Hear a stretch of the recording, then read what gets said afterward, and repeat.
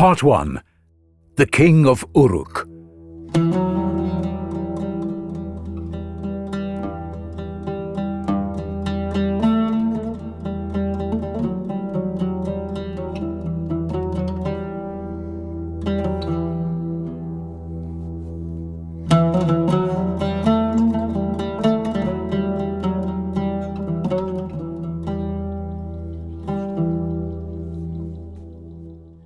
For years, the people had been crying out for help. In the city of Uruk, fathers wept over sons who had been worked to death in the king's endless games. Brides were taken from their husbands on the night of the wedding before the marriage could even be consummated. No man could stand against him, no family could hide a daughter from him, and no voice in the city could be raised in protest without consequence. Their king was the strongest man who had ever lived, and he was destroying them. His name was Gilgamesh. He was the son of a goddess, born of a union between a great king and the divine. 2 parts of him were said to be immortal, only 1 part mortal, and his body had been sculpted to perfection by the gods themselves. He stood taller than any man in Uruk. His shoulders were broad, his arms thick with muscle, and his long black hair fell about a face so striking that those who saw him for the first time often forgot to speak.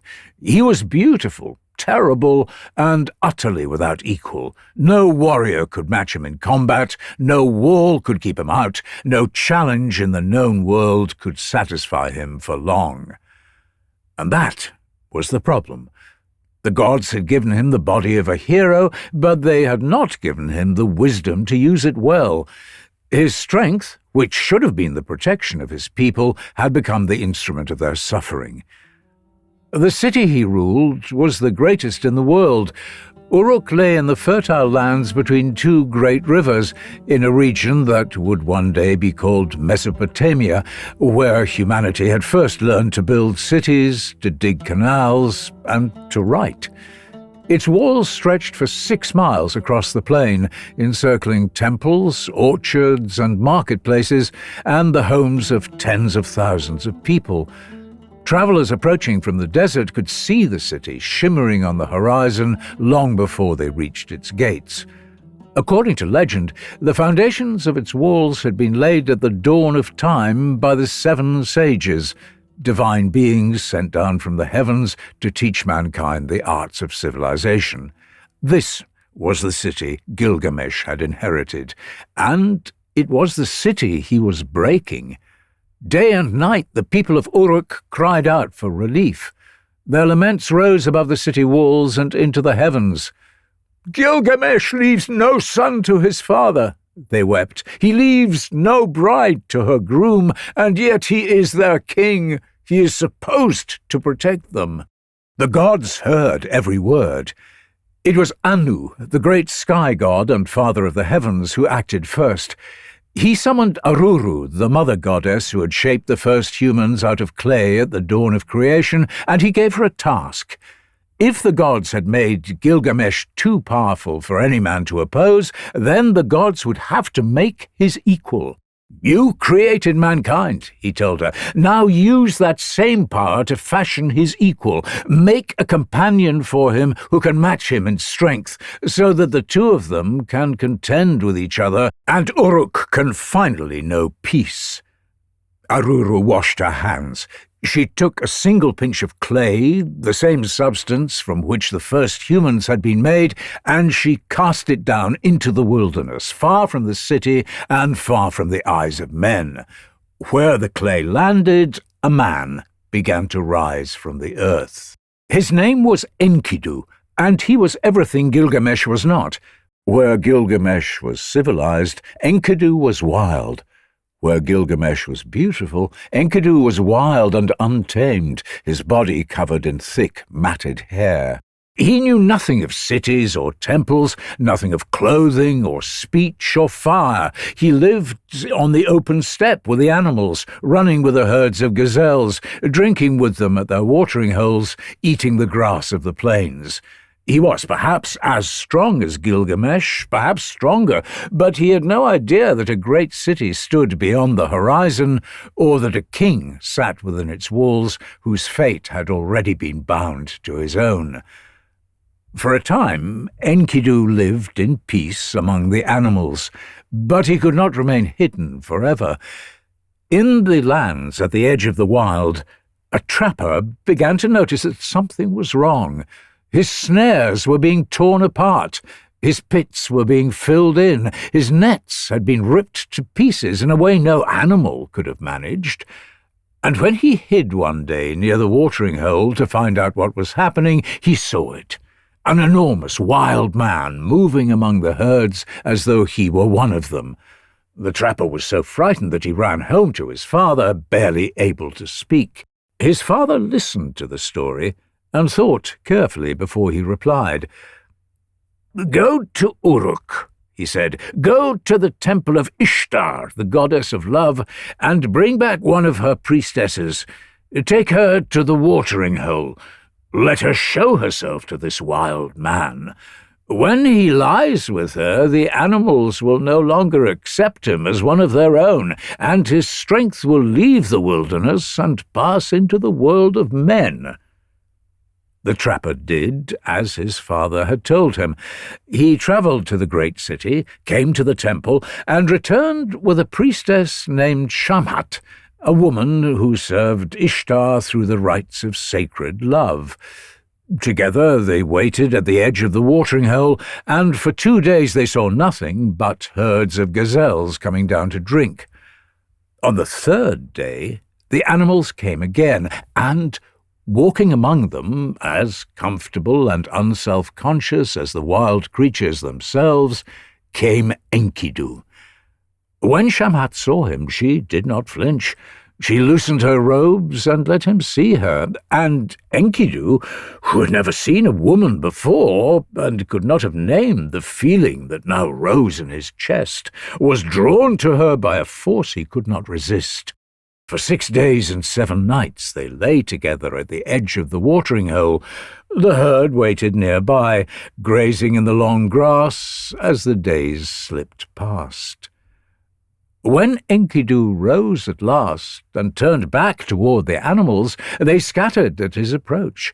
The wild creatures he had lived among his entire life now fled from him in terror, as though they sensed that something fundamental in him had changed. He tried to follow them, but his legs would no longer carry him as they once had. His body felt heavier, slower.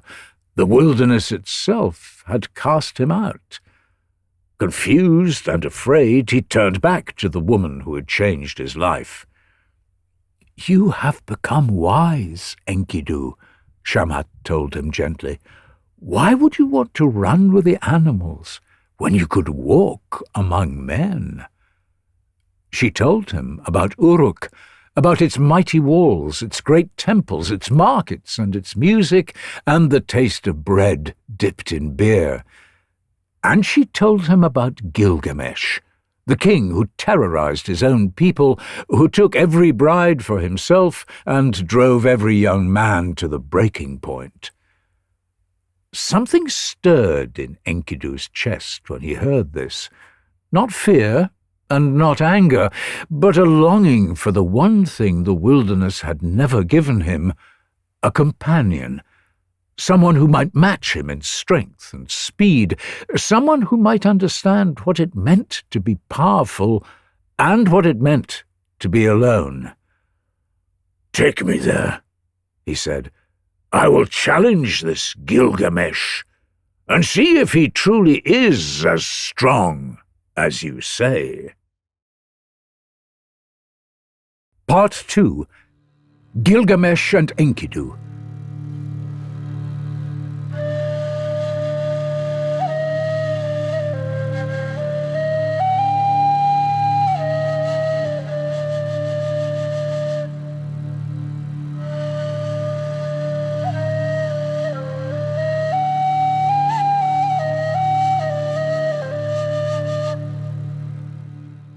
Shamhat led Enkidu away from the watering hole and toward the world of men, but the journey to Uruk would not be immediate. First she brought him to a shepherd's camp on the edge of the steppe, where herdsmen lived in simple tents and watched over their flocks through the long nights. It was here, among these quiet, practical men, that Enkidu would take his first steps into civilization. Everything was new to him. He had never eaten anything but grass and wild plants, so when the shepherds set bread before him, he only stared in confusion. Shamhat chuckled and picked up the bread, showing him how to tear and chew it, movements Enkidu slowly learned to mimic. Once that was mastered, she taught him how to raise a cup of beer to his lips and drink. At first he coughed and spluttered, but the taste was unlike anything he had known, rich and warm, and he drank 7 cups in a row until his face flushed red and his head grew light. He laughed for the first time in his life, a sound so strange and unexpected that the shepherds stopped their work to stare. They cut the matted hair that covered his body and rubbed him with oil, then dressed him in a simple tunic. When Enkidu caught sight of his reflection in a basin of still water, he barely recognized the man looking back at him. He was no longer a creature of the wild. He looked like a man, and for the first time he felt like one too. He stayed with the shepherds for a while, guarding their flocks against the wolves and lions that prowled the steppe at night.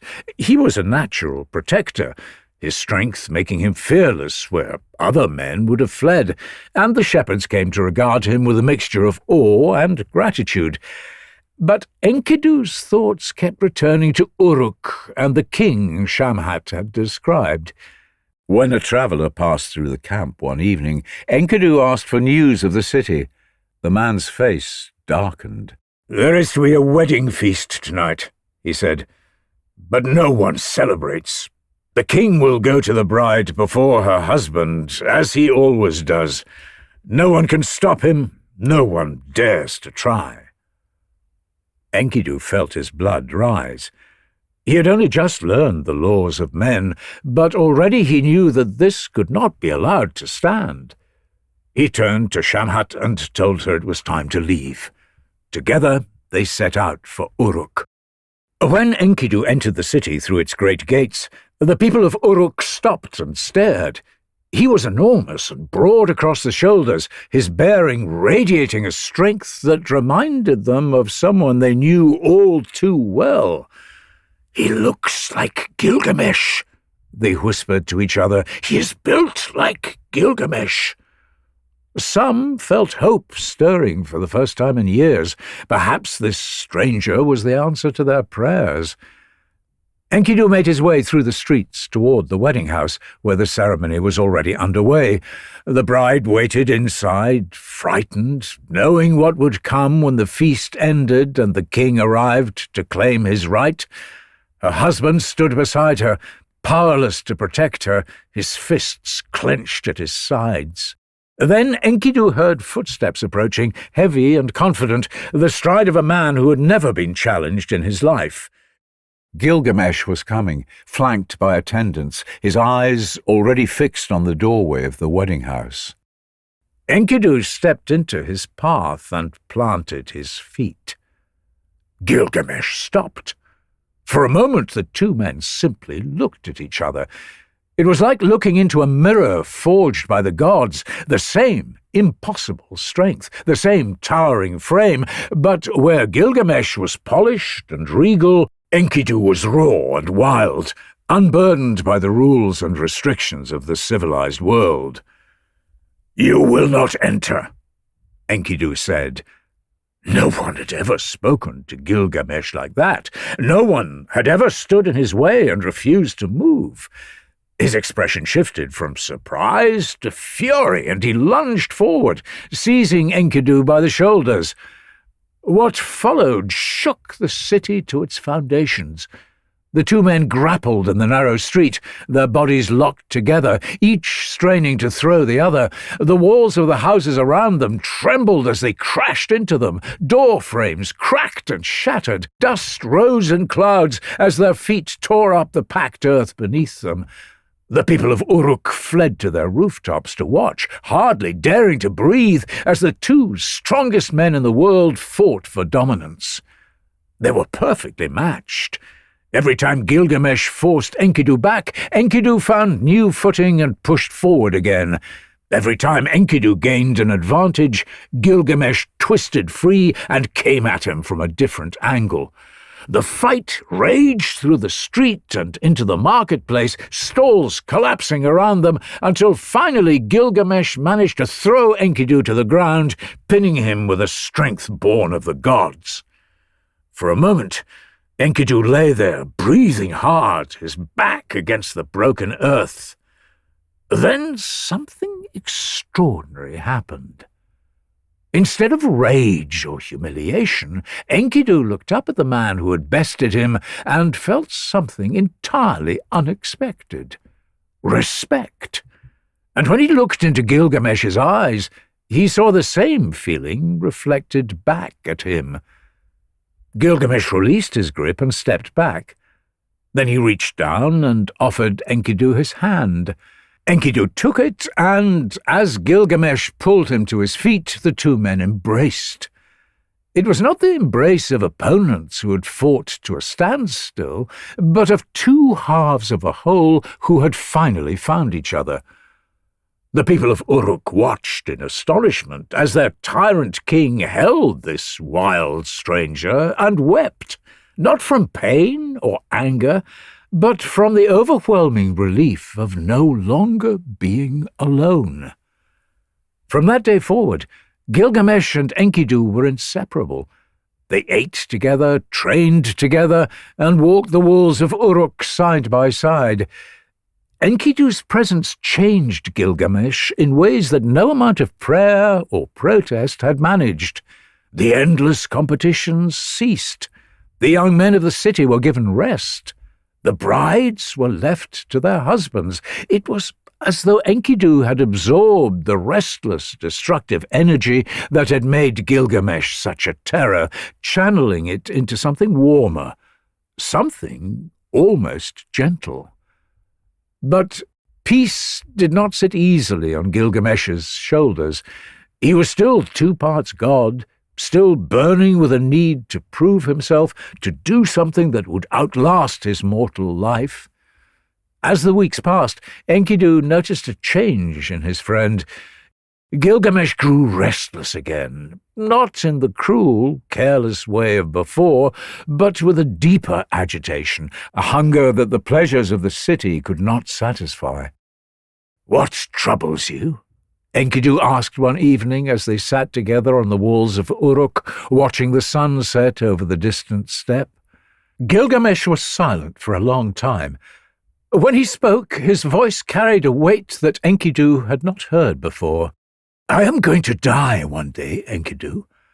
I am stronger than any man alive, but I am still mortal. One day I will grow old and weak, and everything I have done will be forgotten, unless I do something so great that men will speak my name long after I am dust." He turned to his friend, and there was a fire in his eyes. "Far to the west, there is a forest of sacred cedars, guarded by a creature called Humbaba. He is a monster appointed by the god Enlil, lord of the earth, and his roar is said to be a flood that sweeps away all before it. No man has ever challenged him and returned alive." Enkidu felt a chill pass through him. He had heard of Humbaba in his days in the wild. The animals spoke of that forest in the only way animals could, by never going near it. "Gilgamesh," he said carefully, "I know this creature. His breath is fire. His voice is death. Enlil, the mightiest of the gods, set him there to guard the cedars. This is not a quest. It is a death sentence." But Gilgamesh only smiled. "Then I will die with my name on the lips of every man in Uruk. What is a life of comfort compared to a legacy that lasts forever?" Enkidu smiled back. "Then I will die with you. For what sort of a friend would I be if I let you have all that fun alone?" Part 3. The Cedar Forest.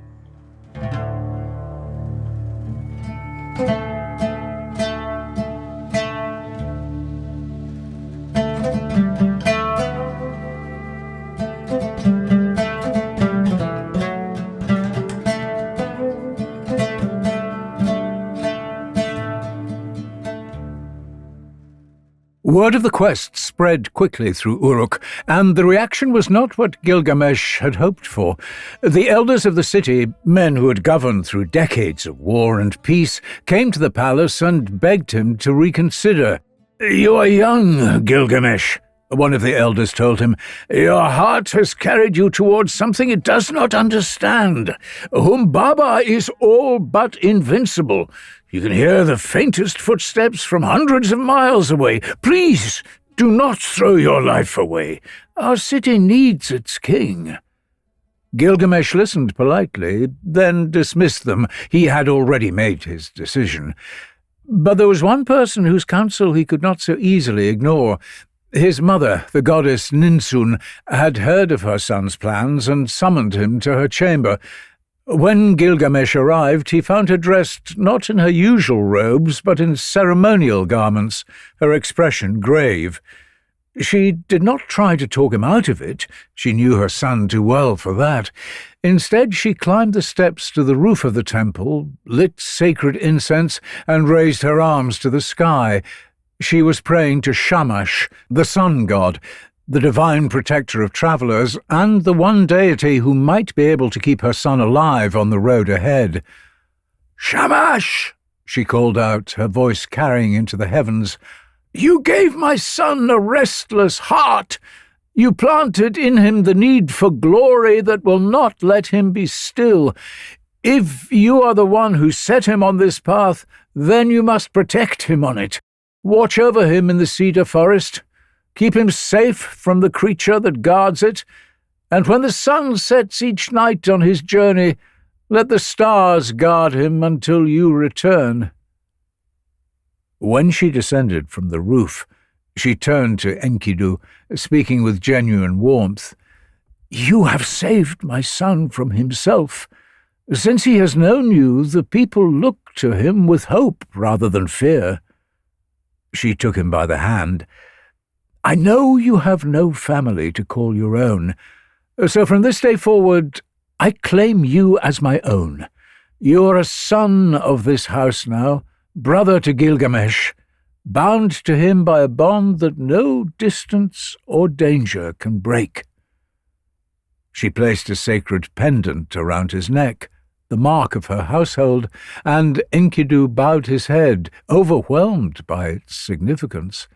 He had been born from clay, raised by animals, and civilized by a priestess. Now a goddess was calling him her son. He had never belonged to anyone or anything before. Now he belonged to a family. The two friends left Uruk at dawn, their weapons forged by the city's finest smiths, their packs loaded with provisions for the long road ahead.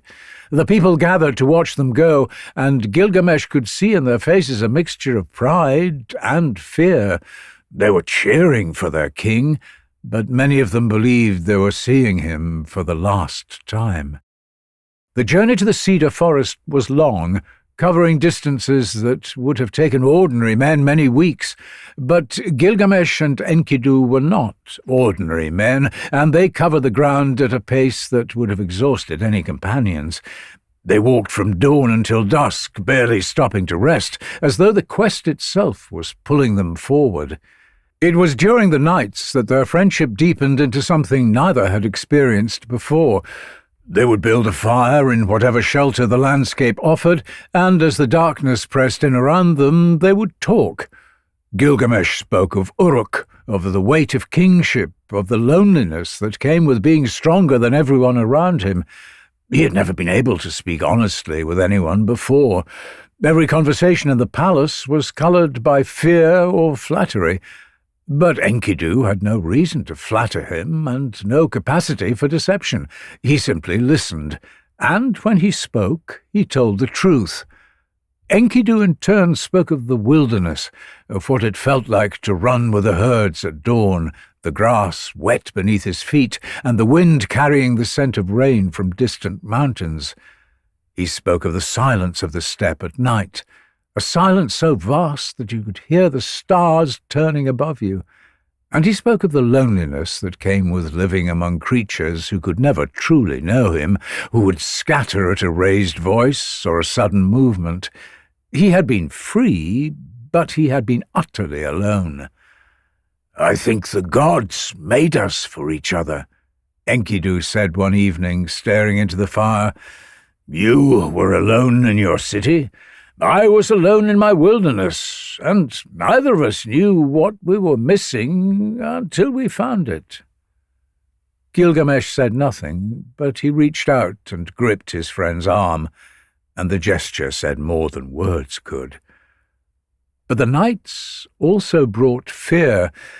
As they drew closer to the forest, Gilgamesh began to have dreams, vivid and terrifying visions that woke him panicked and gasping.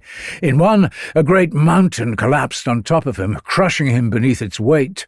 In another, a wild bull charged from the darkness and pinned him to the ground, its breath hot against his face. Each time he woke, trembling, reaching for Enkidu in the darkness. Each time Enkidu was there. "The mountain that fell on you is Humbaba," Enkidu told him, his voice calm, "and we will bring him down. The bull is the strength you will need, and it comes to you because Shamash sends it. These are not warnings, Gilgamesh. They are promises." Whether Enkidu truly believed his own interpretations or simply said what his friend needed to hear, Gilgamesh never asked. But the words steadied him, and each morning they pressed on, closer and closer to the forest that no man had entered and lived to speak of.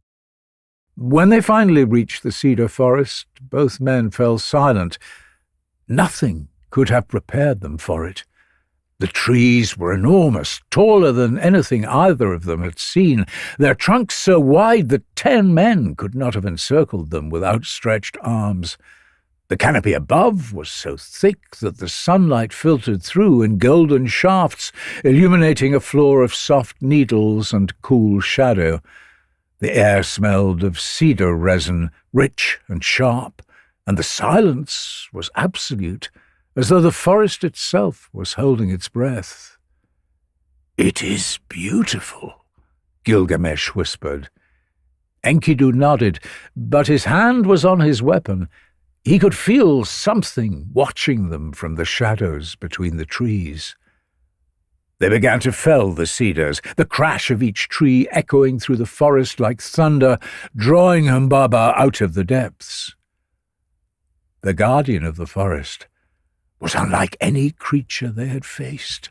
He was enormous, his face like that of a lion, broad and snarling, but stretched and distorted into something horrific.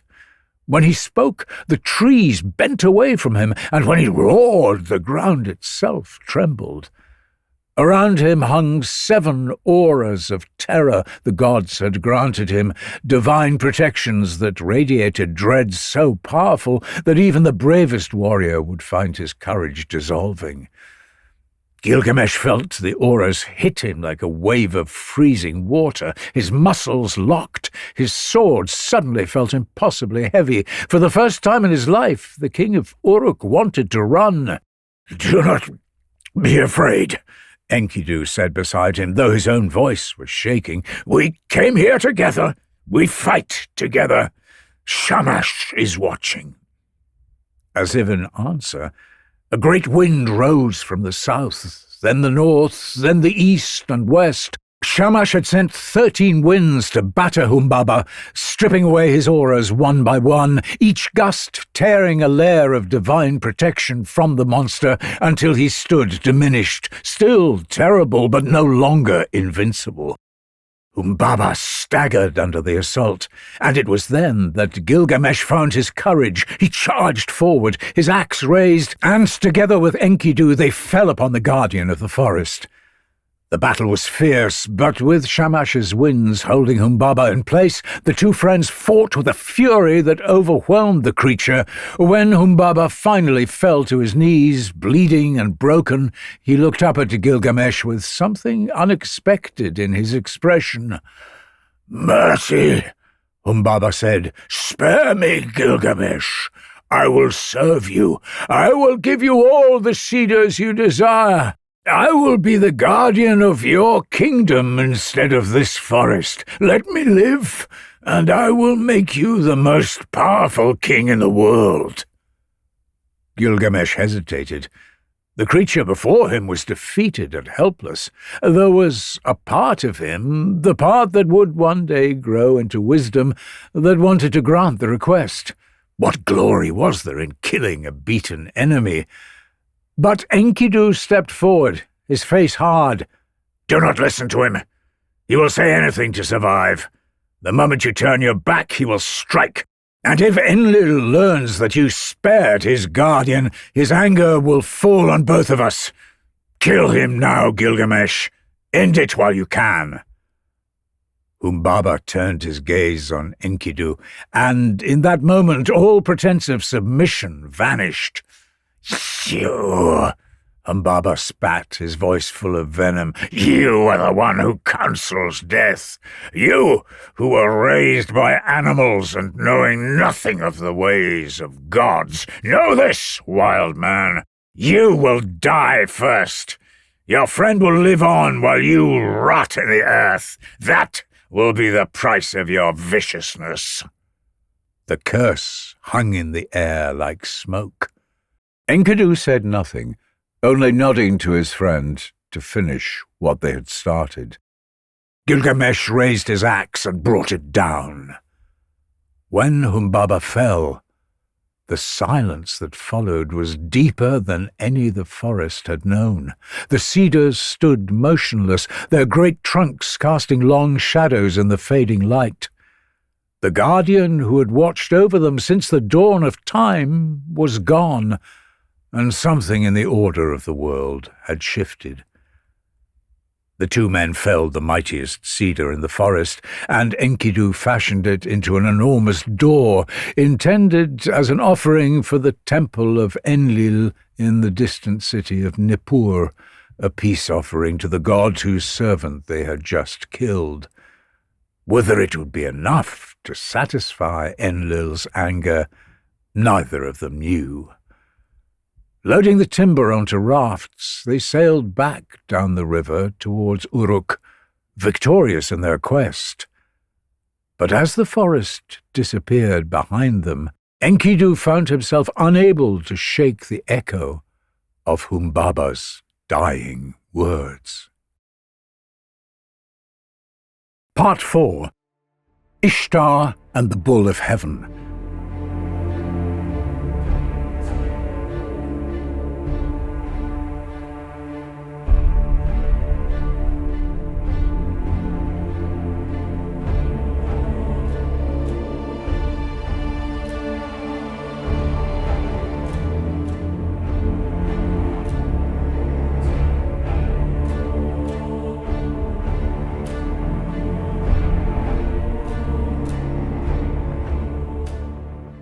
Gilgamesh and Enkidu returned to Uruk as heroes. The people lined the streets to watch them pass, cheering for the men who had done what no one believed possible. The timber from the Cedar Forest was unloaded and stored, enough to build temples and palaces for generations. Meanwhile, the great door Enkidu had fashioned was sent to the temple of Enlil in Nippur, carried on a sacred barge down the river in a ceremony that lasted for days. But it was Gilgamesh himself who drew the most attention. After weeks in the wilderness, he had bathed and dressed in his finest robes, his thick hair oiled and braided, his crown restored to his head. He looked every inch the king, more magnificent than he had ever been, radiating the confidence of a man who had faced a monster and won. High above the city, from the walls of her great temple, the goddess Ishtar looked down upon Gilgamesh and felt desire stir within her. Ishtar was not a goddess to be taken lightly. She was the most powerful female deity in all of Mesopotamia, the goddess of both love and war, as capable of destroying armies as she was of inflaming passion. When she wanted something, she took it, and what she wanted now was Gilgamesh. She appeared before him in all her divine beauty. "Come to me, Gilgamesh," she said, her voice warm and caressing. "Be my husband. I will give you a chariot of gold and lapis lazuli, with wheels of gold and horns of precious amber. Kings and princes will kneel before you. Your goats will bear triplets, your ewes twins, your oxen will have no equal." It was the kind of offer most men would have accepted without a second thought. A goddess was proposing marriage, proposing wealth and power beyond mortal imagination. But Gilgamesh rejected Ishtar. Not only did he refuse, but he did so with a cruelty that left even Enkidu speechless. Standing before the most dangerous goddess in the heavens, Gilgamesh looked her in the eye and spoke. "And what would I have to give you in return?" he began, his voice carrying across the courtyard for all to hear. "What happens to the men you love, Ishtar? Where are they now?" He began to count them off, one by one. "There was Tammuz, the lover of your youth. You loved him, and then you condemned him to weep for eternity. Then there was the colourful bird you once adored, until you broke his wing and left him in the forest, crying out in pain. And did you think I had forgotten about the poor lion, once so perfect in strength, for whom you dug 7 pits to fall into?" He was not finished. "There was the shepherd who tended his flock and baked bread for you every day, until you grew bored and turned him into a wolf. His own dogs tore him apart. And what of your father's gardener, who brought you baskets of dates every morning? You desired him, he refused, so you turned him into the first dwarf and condemned him to live in the dirt forever." Gilgamesh spread his hands, laughing as if the goddess's proposal had been some sort of divine joke. "This is what you do to those you love, Ishtar. You're a door that lets in the wind and the rain. You're a waterskin that cuts the hands of the one who drinks from it. You're a shoe that bites its owner's foot. Which of your lovers did you keep forever? Which one did you not destroy?" The silence that followed was absolute. The people of Uruk held their breath. Even the air seemed to stop moving. Ishtar's face transformed from desire to a fury beyond anything mortal rage could match. Without a word, she ascended to the heavens and stormed before her father Anu, the sky god, tears of humiliation and anger streaming down her face. "Father," she demanded, "Gilgamesh has mocked me before his entire city. Give me the bull of heaven so I can punish him. Give it to me, or I will break open the gates of the underworld and let the dead pour out to feast upon the living." Anu hesitated. The bull of heaven was a catastrophic weapon, capable of causing years of famine wherever it set foot. "If I give you the bull," he warned, "there will be 7 years of drought. Have you sorted enough grain for the people?" "I have stored enough," Ishtar replied, her patience gone. "Now give me what I ask." Anu nodded grimly. The bull of heaven descended on Uruk. The destruction was immediate and terrible. When the bulls snorted, great cracks opened in the earth, swallowing hundreds of men into the ground below. Warriors who had celebrated their king just hours before now fled in terror as the divine beast laid waste to the city they had fought so hard to protect. But Gilgamesh and Enkidu had not survived Humbaba only to fall before another monster. They had fought side by side in the Cedar Forest, and they fought side by side now. Enkidu circled behind the creature and seized it by its massive tail, digging his heels into the ground and using all his strength to hold it in place. The bull thrashed and bellowed, but Enkidu would not let go, giving Gilgamesh the opening he needed. The king of Uruk drove his sword into the base of the bull's neck, finding the spot between the horns where the spine met the skull, and the creature crashed to the ground, the light fading from its eyes. The people erupted in celebration, but Ishtar, who had been watching from the walls of her temple, let out a wail. "Gilgamesh mocked me, and now he has killed the bull of heaven! Are there no limits to his disrespect?" Enkidu, noticing Ishtar for the first time, tore the bull's hindquarters from its body and hurled it at the goddess. The bloody meat flew past the goddess, missing her face by inches before hitting the wall of her temple with a wet thud. "Be quiet, you!" Enkidu called up to her. "If I could reach you, I would drape its guts across your arms, or worse." The look of shock on the goddess's face was worth more to Enkidu than any treasure in Uruk. Ishtar let out a cry of anger, but did not challenge Gilgamesh further. Instead, she gathered her priestesses around her, and together they mourned over the remains of the bull of heaven, a sacred being that now lay desecrated in the streets of Uruk. That night, the city celebrated like never before. Wine flowed through the streets, music filled the air, and Gilgamesh and Enkidu were carried through the crowds on the shoulders of grateful citizens. They had killed Humbaba, they had slain the bull of heaven, they had humiliated a goddess and lived to tell the tale. It seemed as though nothing could touch them, as though the two of them together were more powerful than the gods themselves. But in the heavens a divine assembly was already gathering, and the mood among the gods was very different from the celebrations below.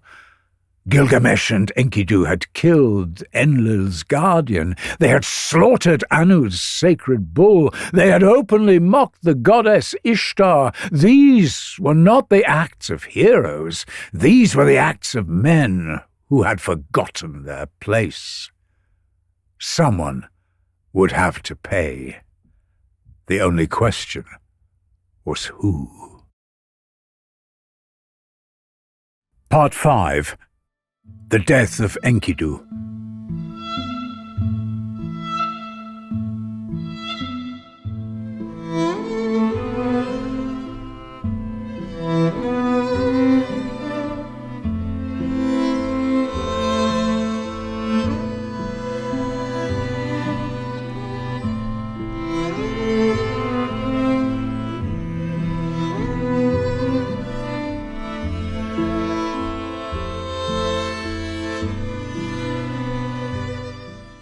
That night, as the sounds of celebration still drifted through the streets of Uruk, Enkidu had a dream.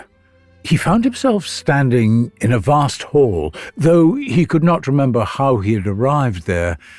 The air was heavy and still, and seated before him were figures of such immense presence that he knew at once they were gods. This was the divine assembly, the council where the rulers of heaven decided the fate of the world. And they were arguing about him. "They have gone too far," said Enlil, lord of the earth, his voice like the rumble of a distant storm. "They killed Humbaba, the guardian I appointed to protect the Cedar Forest. They slaughtered the bull of heaven, and they threw its carcass at the feet of Ishtar. These two mortals have shown contempt for the divine order itself." They had help. replied Shamash, the sun god, who had sent the 13 winds that turned the battle against Humbaba. "I gave them my protection. The fault is not entirely theirs." "That makes it worse," Enlil responded. "You should not have aided them, but what is done is done. The question now is the punishment." A silence fell over the assembly. Then Enlil spoke the words that would change everything. "One of them must die." Shamash protested. "Why must they be punished at all? Everything they did was done with courage and strength. Is that not what we made mortals for?" But Enlil was unmoved. The sacred order had been violated, a price had to be paid, and because Gilgamesh was 2 parts divine, protected by his mother's blood, the sentence fell on the one who had no such protection. "Enkidu will die," Enlil declared. "Not Gilgamesh, Enkidu." The dream dissolved, and Enkidu woke in the darkness of his chamber, drenched in sweat, the words still lingering in his mind. He lay there for a long time, staring at the ceiling, feeling the weight of what he had seen pressing down on his chest like a stone. When morning came, he told Gilgamesh everything. His friend listened in silence, his face growing pale. "It was only a dream," Gilgamesh said, though his voice carried no conviction. "It was not a dream," Enkidu replied quietly. "You know it was not." In the days that followed, Enkidu's mood darkened. He wept as he thought of the great cedar door he had fashioned for the temple of Enlil, speaking as though it was beside him. "I brought you from the forest with my own hands," he said. "I shaped you with my own strength. If I had known what it would cost me, I would have taken an axe to you and let the river carry you away." His thoughts turned bitter. He cursed the trapper who had first discovered him at the watering hole, the man whose fear had set everything in motion. And he cursed Shamhat, the priestess who had drawn him from the wild and into the world of men. "You took me from my home," he said, his voice trembling. "You made me human. But for what? So I could die in a city surrounded by walls, instead of living free among the animals?" But the god Shamash, hearing the curse from the heavens, intervened. "Why do you curse the priestess, Enkidu?" the sun god called down to him. "She gave you bread and beer fit for a king. She clothed you in fine garments. And she gave you Gilgamesh, the greatest companion any man has ever known. Because of her, Gilgamesh is your friend. Because of her, you have known what it is to be loved. Would you trade all of that to run with the gazelles again?" Enkidu fell silent. The anger drained from him as quickly as it had come, and in its place was something more painful. The knowledge that Shamash was right. Everything he valued, everything that had given his life meaning, had come from leaving the wild. He had been free among the animals, yes, but he had been alone. Shamhat had given him the world, and the world had given him Gilgamesh. He took back his curse and blessed her instead. "May kings and princes love you," he whispered. "May your beauty never fade. May you be honored above all women." But the reversal brought him no peace, because that night a second dream came, and this one was far worse than the first. He found himself seized by a creature with the face of a lion and the talons of an eagle, a being of terrible power that dragged him downward through the earth. He struggled and fought, but could not break free, and when the descent finally ended, he found himself standing at the threshold of a vast, dark house. This was the House of Dust, the realm of the dead, the place where every mortal soul would spend eternity. He stepped inside, and what he saw stripped every last trace of hope from his heart. The dead sat in rows in total darkness, their bodies draped in feathers like birds. They crouched in the dirt, stripped of everything that had made them who they were, eating dust and clay from the ground as they stared lifelessly into the darkness. Worse still, there was no distinction between the people here. Kings sat beside their servants, their crowns gone, their authority meaningless in the realm of death. Priests who had once spoken for the gods now ate dust alongside the beggars they had looked down upon. There was no reward for a life well lived, no punishment worse than this for the wicked. Everyone came to the same place. Everyone ate the same dust. Everyone sat in the same darkness forever. This was what waited him. This was what waited for everyone. When Enkidu woke from this dream, something had broken inside him. He told Gilgamesh what he had seen, and for the first time the king of Uruk had no words of comfort to offer. The illness began the next day. It started as a weakness in his limbs, a heaviness that would not lift no matter how much he rested. Within days it had spread through his entire body, and soon Enkidu could not stand without help. He could not eat. The man who had once run with gazelles and wrestled the bull of heaven could barely lift his hand from the bed. Gilgamesh never left his side. He brought water and pressed it to Enkidu's lips. He spoke to him through the long hours of the night, telling stories of what they would do when Enkidu recovered, the journeys they would take, the feats they would accomplish together. But as the days passed and Enkidu grew weaker, the stories began to falter, and the silences between them grew longer. "Do you remember the Cedar Forest?" Enkidu said one evening, his voice barely a whisper. "How afraid I was before we went in." "You were braver than I was," Gilgamesh said. "Every time I woke from a dream, shaking like a child, you were there to steady me." "I wish I had died there," Enkidu said, "on my feet, with a weapon in my hand, beside my friend.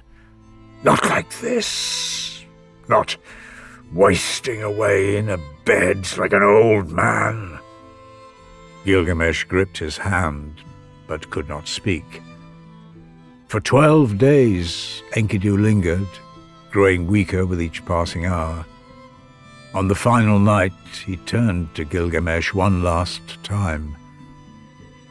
"Do not forget me," he said. "Never," Gilgamesh whispered. "Not for as long as I live." Enkidu closed his eyes. By morning, he was still. Gilgamesh did not move from his friend's side. He sat there throughout the entire day, holding Enkidu's hand, waiting for him to wake up.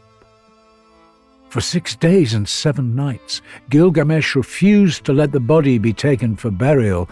He paced around it, spoke to it, raged at the gods who had taken his friend. The people of Uruk watched from a distance, afraid to approach their king in his grief. He had stopped eating, stopped sleeping, stopped acknowledging anyone who spoke to him. On the 7th day, he saw a maggot fall from Enkidu's nose. He stared at it for a long time, the reality of the situation finally sinking in. Enkidu was not sleeping.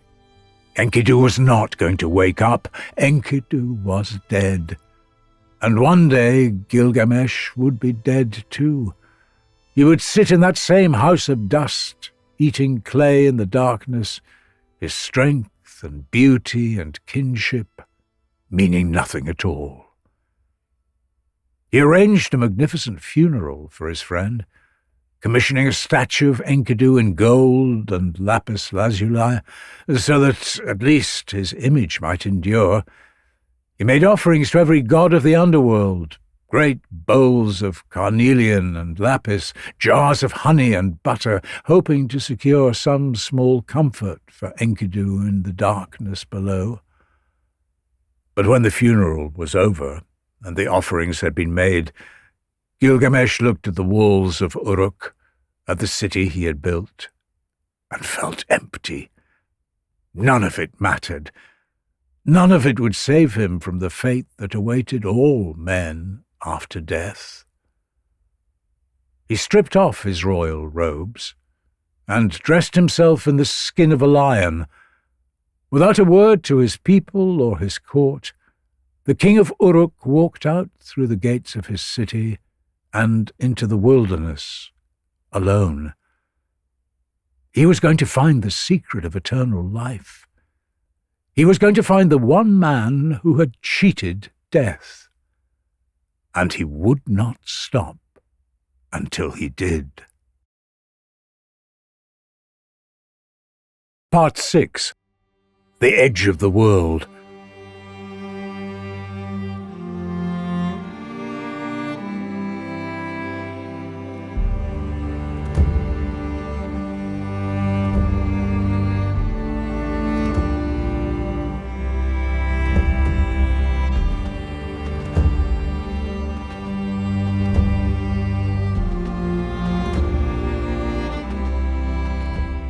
Gilgamesh wandered the wilderness for weeks, then months, with no destination in mind except away.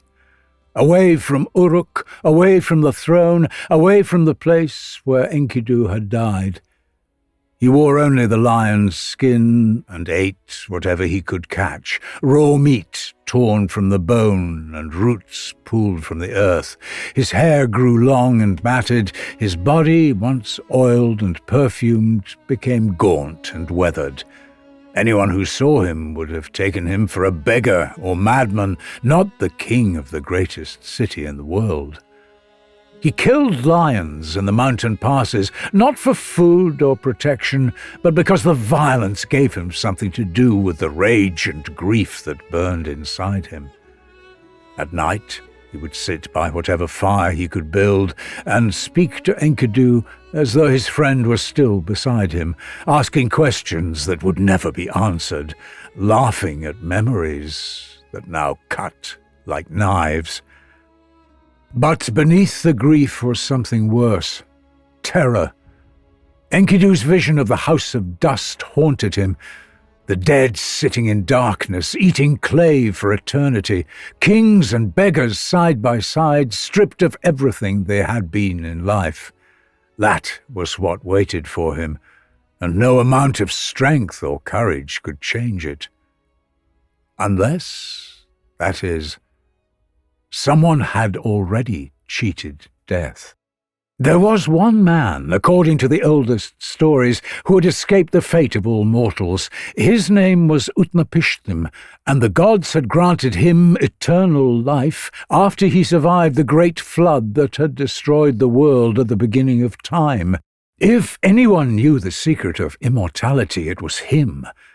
He lived at the edge of the world, beyond the waters that no mortal had ever crossed. His path now clear, Gilgamesh broke camp and set out to find the immortal man. His journey took him to the very limits of the known world, to the twin mountains of Mashu, where the sun rose each morning and set each evening. The mountains were vast beyond comprehension, their peaks reaching up to support the heavens and their roots descending down into the underworld.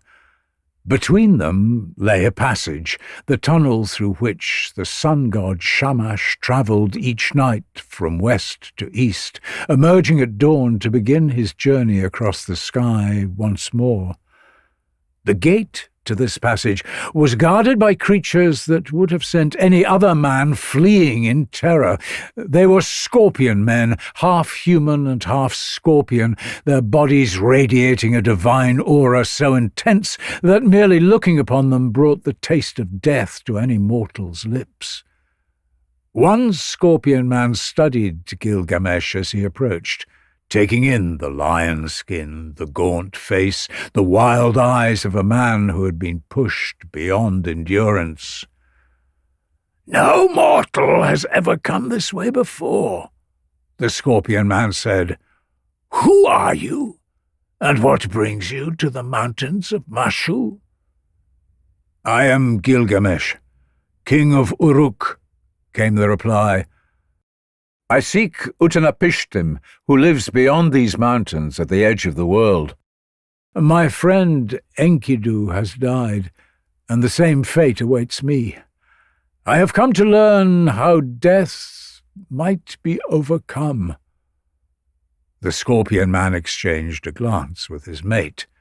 They could see the divine blood in Gilgamesh, the 2/3 that set him apart from ordinary mortals, but they could also see the 1/3 that made his quest hopeless. "The path through the mountain is 12 leagues of total darkness," the Scorpion Man warned. "No light reaches it, for it is the road the sun travels at night. No mortal has ever walked it and survived. You will be swallowed by a darkness so complete that you will forget your own name." "Then I will walk in darkness," Gilgamesh said. "I have already lost the only light that mattered." The Scorpion Man studied him for a moment. In all the ages he had stood guard at the mountains of Mashu, he had only met a handful of mortals, and none had ever spoken with such grief in their voice.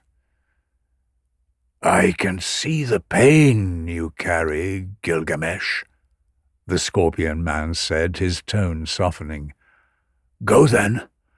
The gate of the mountain is open to you. May the mountains of Mashu keep you safe, and may your feet carry you to where you need to be." Gilgamesh bowed his head in thanks and stepped forward into the tunnel. The moment he did, darkness closed around him like a fist. It was not the darkness of night, where stars offer some small comfort and the moon traces a path across the sky. This was the total absence of light, a blackness so absolute that Gilgamesh could not see his own hand before his face. He walked forward with his arms outstretched, feeling nothing but the stone walls on either side, hearing nothing but the sound of his own breathing and the scrape of his sandals on the rock. For league after league he walked, the darkness pressing in on him from every side. Fear came in waves, a primal terror of one who had been stripped of their senses. More than once he considered turning back, but each time the image of the House of Dust rose in his mind, the dead in their feathers eating clay, and he pressed on through the darkness. After what felt like an eternity, when his legs were aching and his mind had begun to play tricks, he saw something ahead, a faint glow, barely visible, like a single star seen on a cloudy night. He stumbled toward it, then ran, crashing forward through the last of the tunnel until he burst out into light so brilliant that it nearly blinded him. When his eyes adjusted, he found himself standing in a garden, unlike anything he had ever seen. The trees bore leaves of lapis lazuli, deep blue and gleaming. Their branches were hung with fruit of carnelian, red as blood, and the ground was carpeted with precious stones that crunched softly beneath his feet. It was beautiful beyond description, a garden made by the gods for the gods, and Gilgamesh stood in it, filthy and half-starved, a ragged figure among wonders. But he barely noticed. Beauty meant nothing to a man who could only think of death. He pressed on through the garden until he reached the shore of a vast ocean that stretched to the horizon in every direction. This was the edge of the world, the great water that encircled all of creation. Somewhere beyond it lay Utnapishtim and the secret Gilgamesh had come so far to find. On the shore, he found a tavern, and sitting inside was a woman. Her name was Shiduri, and she was an alewife, a keeper of beer and wine at the boundary between the mortal world and whatever lay beyond it. But when she saw Gilgamesh approaching, she quickly bolted the tavern's door. The figure coming toward her looked more dead than alive, a wild man in animal skins with sunken cheeks and hollow eyes. He could have been a demon or a ghost, or a madman come to do her harm. Gilgamesh pounded on the door. "Open this door, or I shall smash it in! I have not come this far to be denied now." "And why should I do that?" came a voice from above. Gilgamesh looked up to find Shiduri standing on her roof, keeping a safe distance from the wild man below. "I am Gilgamesh, king of Uruk," he called up. "I seek passage across the ocean to the home of Utnapishtim."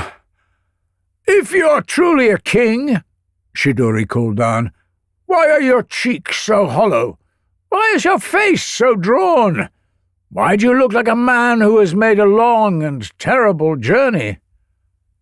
Gilgamesh leaned against the doorframe, his voice breaking as he answered. "My friend, Enkidu, whom I loved more than anything in this world, has died. The same fate that took him is coming for me. I'm afraid, Shiduri, I'm afraid of death, and I cannot rest until I have found a way to escape it." Shiduri's expression softened, and she looked down at him with eyes full of compassion. She had seen grief before, but never like this. Never a man so consumed by it that he had abandoned everything he was. "Gilgamesh," she said gently, "you seek what can never be found. When the gods created mankind, they kept immortality for themselves and gave death to mortals. That is the way of things, and it cannot be changed." She sat cross-legged on the roof, and Gilgamesh did the same below, his emotions calming. "Instead of chasing what you cannot have," the alewife began, "why not enjoy what you do have? Fill your belly with good food, wear clean clothes, bathe in fresh water, dance and make merry, cherish the child who holds your hand, love the wife who lies in your arms. This is the lot of mankind. This is enough." Her words were kind and wise, and another man might have listened. But Gilgamesh could not. The house of dust was all he could see when he closed his eyes, and no amount of good food or dancing could erase that vision. "Tell me how to cross the ocean," he said. "Tell me how to reach Utnapishtim." Shiduri sighed, seeing that nothing she said would change his mind. "There is a ferryman called Uruk who serves Utnapishtim. He keeps his boat on the far side of this shore, and with him are the stone ones that allow safe passage across the waters of death. Find him, and perhaps he can take you across. But Gilgamesh, the waters beyond this shore are lethal. If even a single drop touches your skin, you will die." Gilgamesh thanked her and set off along the shore.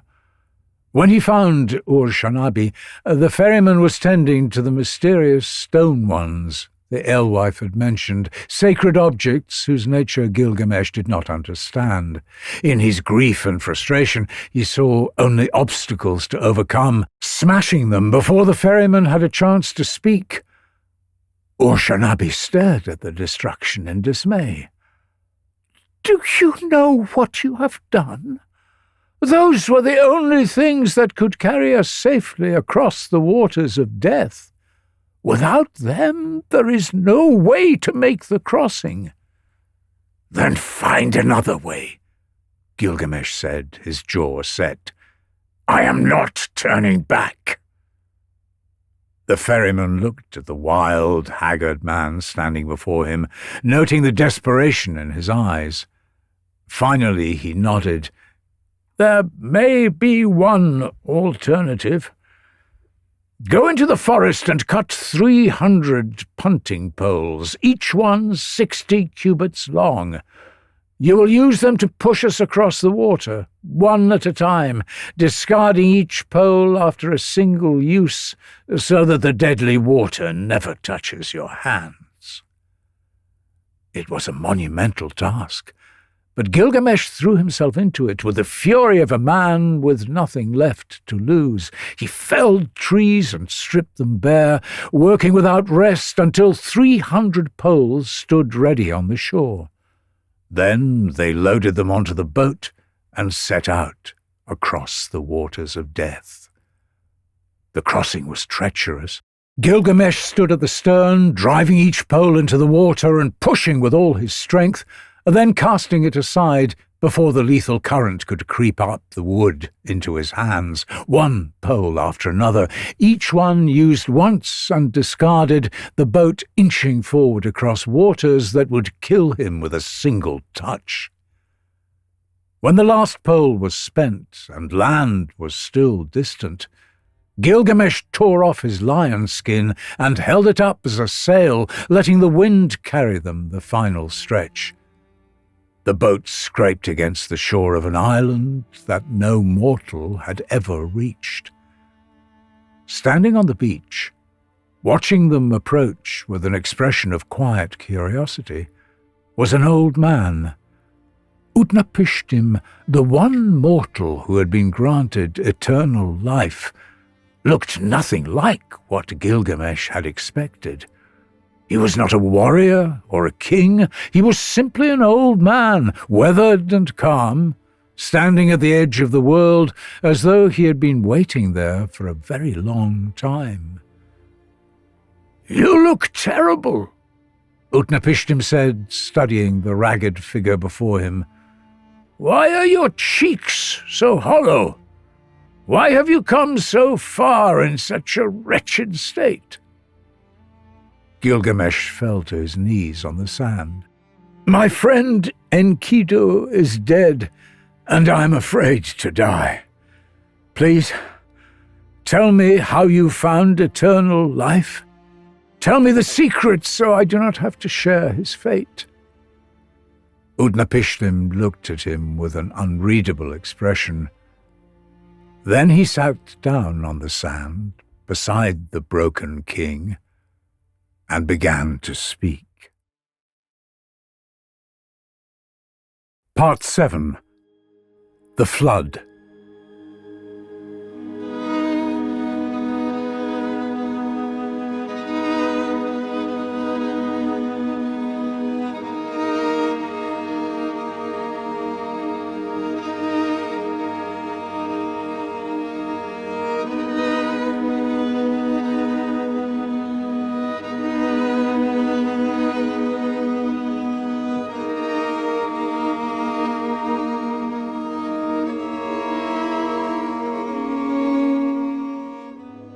Utnapishtim did not give Gilgamesh the answer he wanted. In fact, he began by telling him something he did not want to hear at all. "Why do you chase sorrow, Gilgamesh?" the old man began, a hint of sorrow in his voice. "You are both man and god, your body shaped by the divine, and yet here you sit in rags, your face burnt by the wind and your body wasted. You have exhausted yourself with grief, and what has it achieved?" He shook his head. "Did the gods ever build a palace for the fool? Did they ever seat an idiot on a throne and tell him how to rule? You, who were born to be a king, have been living like a wild animal, eating raw meat and wearing a lion's skin. This is not wisdom, Gilgamesh. This is madness." Gilgamesh said nothing. He had not come all this way to be lectured. But Utnapishtim was not finished. When he spoke again, his voice carried the wisdom of someone who had watched the world longer than any mortal was meant to. Man is like a reed snapped from the riverbank. One moment he stands tall and green, the next he is broken and carried away by the current. The young man in his prime, the young woman in her beauty, death comes for them all, and it comes without warning. No one has ever seen the face of death, no one has ever heard its voice, yet it cuts us down all the same, as it has since the beginning. He gestured toward the ocean, where the light was fading. Look at the mayfly on the water. It lives for but a single day. It sees the sun just once, and then it is gone, as though it never existed at all. That is mortal life, Gilgamesh. That is what you are. He let the silence sit for a moment before continuing. The great gods held an assembly long ago. They fixed the fates of all living things. They established both life and death, and they gave each to whom they chose. But the day of death, that they kept hidden. No mortal knows when it will come. It is the only mercy the gods have shown. But you are alive, Gilgamesh said, his voice raw. You sit here at the edge of the world, immortal, while every other mortal who has ever lived has gone to the dust. The gods gave you eternal life. Tell me how. Tell me what you did to deserve it, so I can do the same. Utnapishtim looked out across the water. I will tell you, he said, but you will not like what you hear. And so, as the waves lapped gently at the shore, the immortal man began to tell his story. Long ago, before the flood, before the world was remade, I was a king in the city of Shuruppak, a city on the banks of the great river Euphrates. But the gods had grown tired of mankind. Humans were too many and too loud, their noise rising to the heavens and disturbing the sleep of the immortals.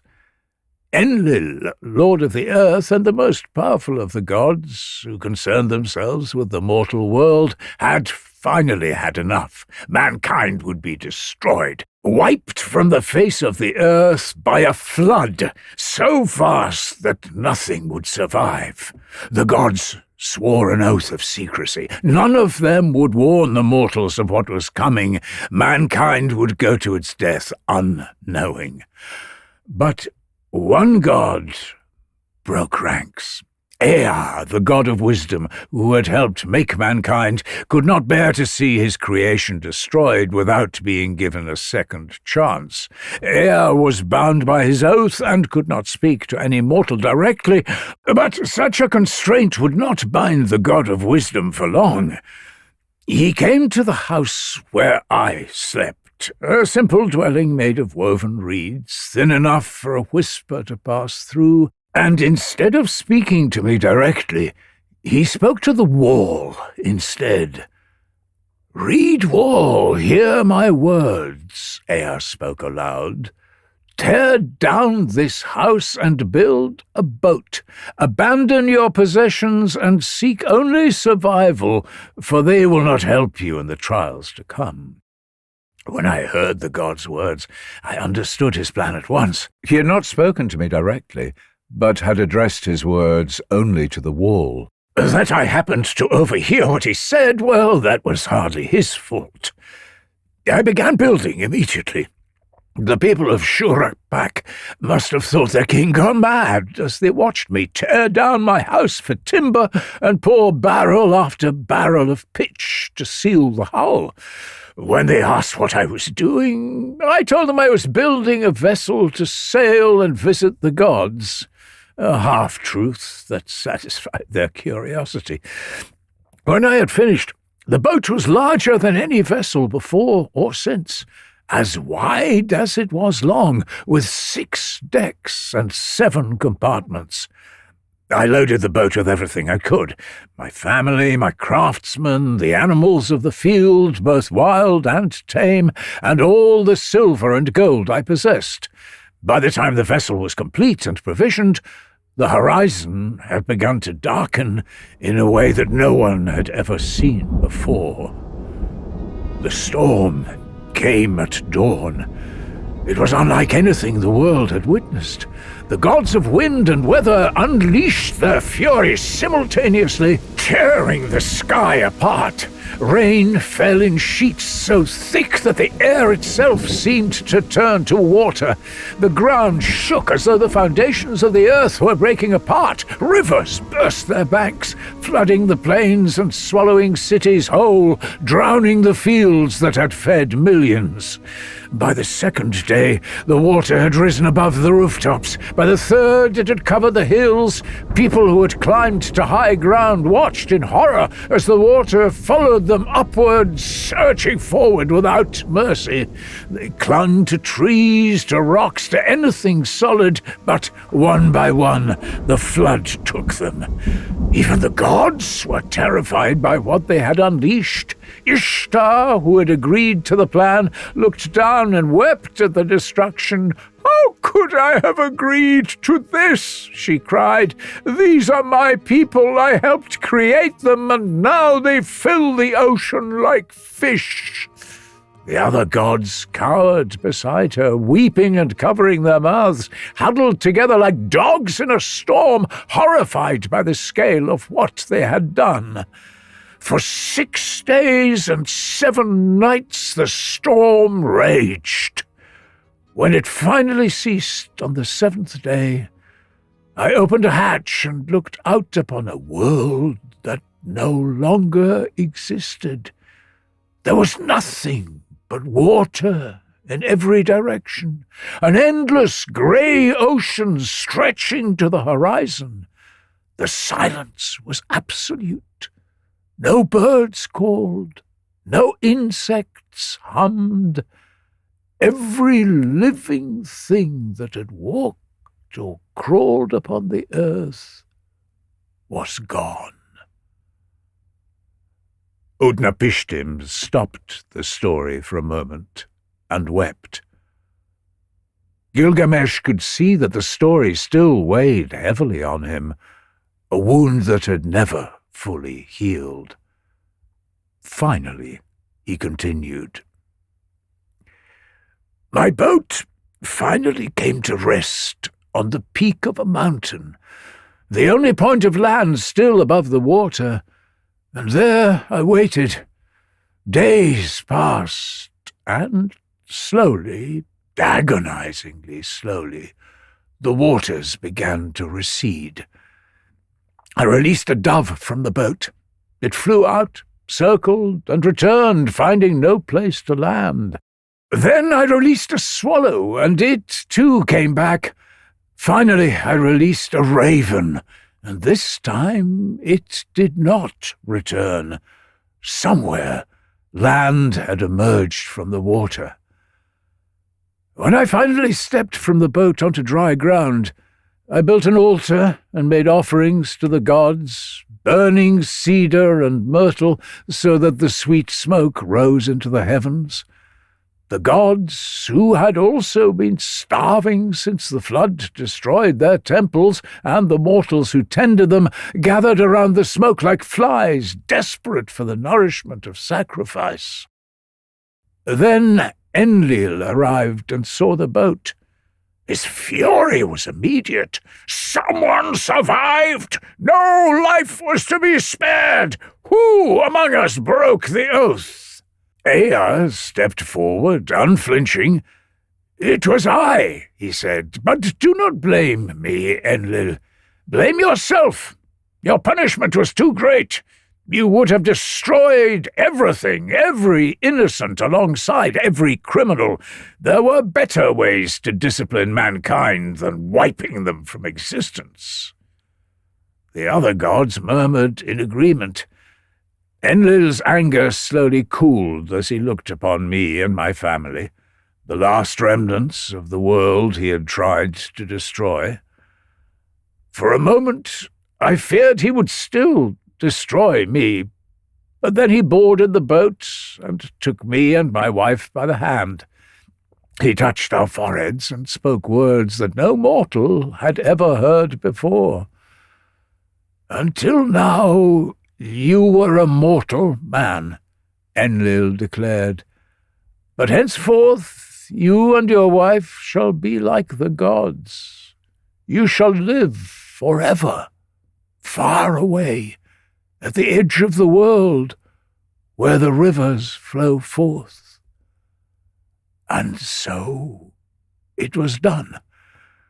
We were granted eternal life, the only mortals in all of history to receive such a gift. We were taken to this distant shore, beyond the waters of death, to live in peace for all of time. Utnapishtim fell silent. The waves lapped gently at the shore. Somewhere above them a bird called out across the empty ocean. "Now you know my story," Utnapishtim said, turning to Gilgamesh. "The gods held an assembly to decide my fate. They chose to grant me immortality as a reward for surviving the flood. But the flood is over, Gilgamesh. It happened once, and it will never happen again." He looked at the young king with something that might have been pity. "Who will assemble the gods on your behalf, Gilgamesh? Who will argue your case? You're a great king, perhaps the greatest who has ever lived. But you are mortal, and that is something even you cannot fight." Gilgamesh sat in the sand, looking at the ocean. He had travelled to the edge of the world, walked through darkness that no man had survived, crossed the waters of death themselves. And the answer, after all of it, was that there was no answer.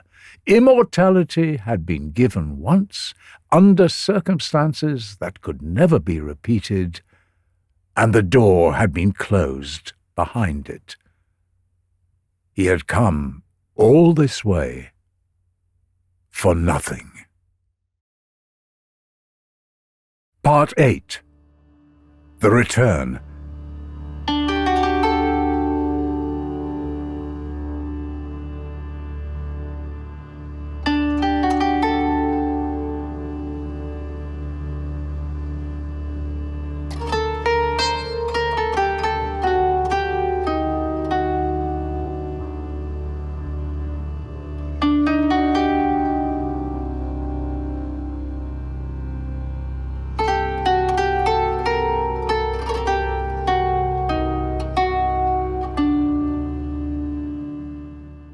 Gilgamesh sat in the sand for a long time after Utnapishtim finished his story. The old man watched him in silence, letting the weight of the truth settle in. Finally, Utnapishtim spoke again. "You say you want to live forever, Gilgamesh. You say you would do anything to conquer death. Very well, let me set you a test. Something far simpler than defeating death. If you cannot pass it, then you will know for certain that immortality is beyond you." Gilgamesh raised his head. "Name any task. I will not fail." "Stay awake," Utnapishtim said. "That is all. Do not sleep for 6 days and 7 nights. Sleep is the younger brother of death. merely a shadow of it. If you cannot even defeat sleep, how do you imagine you could defeat death itself? It was a simple challenge. A man who had walked 12 leagues through total darkness, who had crossed the waters of death on 300 punting poles, who had killed Humbaba and the bull of heaven. Surely such a man could stay awake for a few days. Gilgamesh sat up straight, set his jaw, and fixed his gaze on the horizon. He would not sleep. He would prove himself worthy. But exhaustion is not an enemy that can be fought with strength. Within moments of sitting down, before Utnapishtim had even turned away, Gilgamesh's eyelids began to droop. His head nodded forward, jerked back, then nodded again. The weeks of wandering, the grief, the devastating realization that his journey might end in failure, all of it crashed down on him at once. He slumped sideways onto the sand. He was asleep before Utnapishtim reached the door of his house. "Look at this mighty man who seeks eternal life," Utnapishtim said to his wife, shaking his head. "Sleep has already settled on him like a fog." His wife looked at the broken figure on the beach with pity. "Wake him," she said gently. "Let him go home. He has suffered enough." "Not yet," Utnapishtim replied. "He will deny that he slept. Men like Gilgamesh always do. We need proof."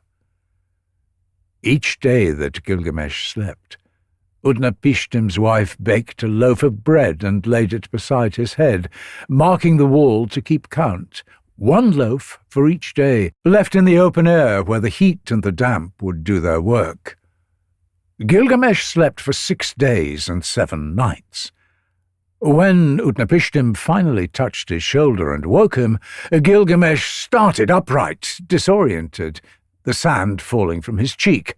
"I barely closed my eyes," he said immediately. "Sleep almost took me, but I fought it off. I've been awake the whole time." Utnapishtim simply gestured to the loaves of bread lined up beside him. The first was dried out and covered in mould. The second was stale and crumbling. The third was damp and sagging. Each one was more degraded than the next, a visible record of the days that had passed while Gilgamesh lay unconscious. The evidence was undeniable. 6 loaves, 6 days, and Gilgamesh had slept through every one of them. Something collapsed inside the king of Uruk. Not his body, which had collapsed long ago, but the last trace of hope that had kept him moving forward. He could not defeat sleep. He could not defeat death. He had travelled to the edge of the world and found nothing but the confirmation of what Utnapishtim had told him from the start. "What do I do?" Gilgamesh whispered. And for the first time the question was not a demand, but a plea. "Wherever I turn, wherever I look, death is waiting. It sits behind my eyes when I sleep. It walks beside me when I wake. Where do I go now?" Utnapishtim did not reply, but instead called for Uruk, the ferryman who had brought Gilgamesh across the waters of death. "Take this man to the washing place," Utnapishtim told him. "Let him bathe in fresh water and wash the filth from his body.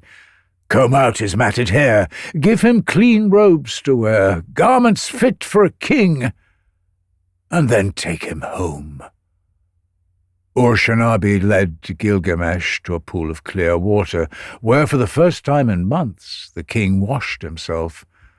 The dirt and blood and ash of his long wandering dissolved in the water, and when he emerged, dressed in clean white robes, he looked like himself again. Not the wild-eyed madman who had pounded on Shiduri's door, but a king, diminished by grief, aged by suffering, but a king nonetheless. They were preparing the boat for departure when Utnapishtim's wife spoke up. "Husband," she said, "this man came all this way, endured all of that suffering, and you would send him home with nothing? Surely there is something you can give him for his journey." Utnapishtim considered this. Then he turned to Gilgamesh and spoke. "I will tell you a secret thing, Gilgamesh, something known only to the gods. At the bottom of the sea, deep beneath these waters, there grows a plant. Its thorns will cut your hands like a rose, but if you find it and eat it, it will restore your youth. It will not give you eternal life, but it will turn back the years and make you young again." It was not immortality, but it was something. Gilgamesh wasted no time. He tied heavy stones to his feet and threw himself into the water, sinking down through the depths until his lungs burned and his vision blurred. At the very bottom, among the rocks and the silt, he found it, a plant covered in thorns that pierced his palms as he pulled it free. He kicked for the surface, lungs screaming, and broke through the water as his vision began to fade, the plant clutched in his bleeding hands. He held it up for Uruk to see, laughing with a joy he had not felt since Enkidu was alive. "I will take this back to Uruk," he said, his voice full of a new energy, "but I will not eat it yet. First I will test it on an old man in the city to see if it truly restores youth, and if it works, then I will eat it myself and be young again." He even gave the plant a name, the plant of heartbeat. They set off across the water, Gilgamesh cradling the plant as though it were the most precious thing in the world. For the first time in months he spoke of the future rather than the past. He spoke of Uruk, of what he would do when he returned, and the man he would become. The darkness that had consumed him since Enkidu's death began at last to lift. After many days of travel, they stopped by a pool of cool, fresh water. Gilgamesh, hot and dusty from the road, set the plant down on the bank and waded in to bathe.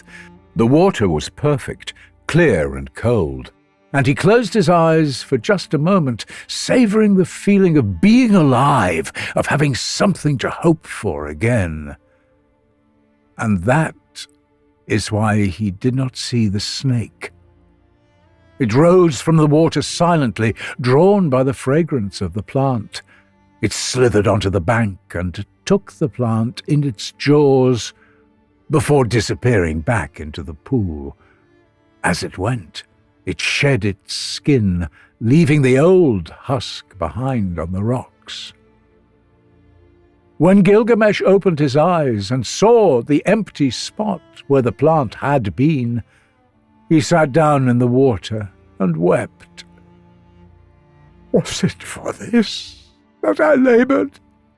he said to Uruk, his voice hollow. "Was it for this that my hands bled and my heart broke? I did not use the plant for myself, and now a snake has taken it. I have gained nothing." Uruk could think of no words of comfort, so simply sat beside the king as he wept. Eventually Gilgamesh rose from the water, dried his face, and continued walking. There was nothing else to do. The plant was gone, the quest was over, all that remained was the road home. When the walls of Uruk finally appeared on the horizon, Gilgamesh stopped. He stood in the road and looked at his city, seeing it as if for the first time. The walls stretched for 6 miles across the plain, their foundations laid by the 7 sages at the dawn of civilization.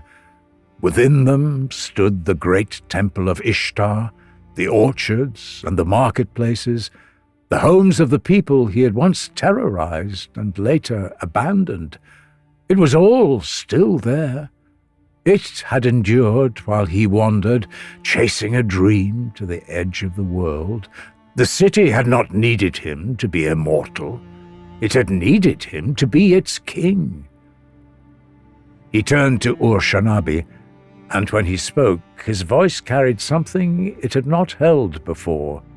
Not the arrogance of the tyrant he had been, not the desperation of the grieving man he had become, but something quieter, something that some might have called wisdom. "Come, Ur-Shanabi," Gilgamesh said. "Climb the walls of Uruk. Walk along them, look at the foundations. Examine the brickwork, see how the walls are made, how strong they are, how they have stood since the beginning. Were these bricks not fired in an oven? Did the 7 sages themselves not lay these foundations?" He swept his hand across the city, stretching out before them. "This is my legacy. Not the Cedar Forest, not the bull of heaven. These walls, this city, the people within it. This is what will endure when I am gone." The king of Uruk walked through the gates of his city. His people gathered to meet him, uncertain at first, for the man who returned was not the same man who had left. He was quieter now, his eyes carrying a sadness that would never fully leave him. But there was a steadiness to him that had not been there before, the calm of a man who had looked into the abyss and found his way back. He had not conquered death. He had not found eternal life. But he had learned something that the gods in all their power had never needed to learn, that a mortal life, brief and fragile as it was, could still mean something. That the walls we build, the people we love, and the stories we leave behind are the only immortality any of us will ever know. Gilgamesh, who had seen the deep, who had traveled to the edge of the world and back, would rule Uruk for many years to come. And when death finally came for him, as it comes for all men, his name lived on, written in clay, pressed into tablets that would survive the fall of empires, the rise of new civilizations, and the passing of 4,000 years.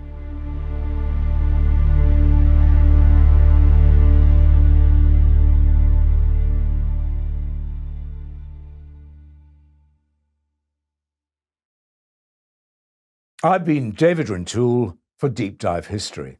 Thank you for watching, and see you next time. Goodbye.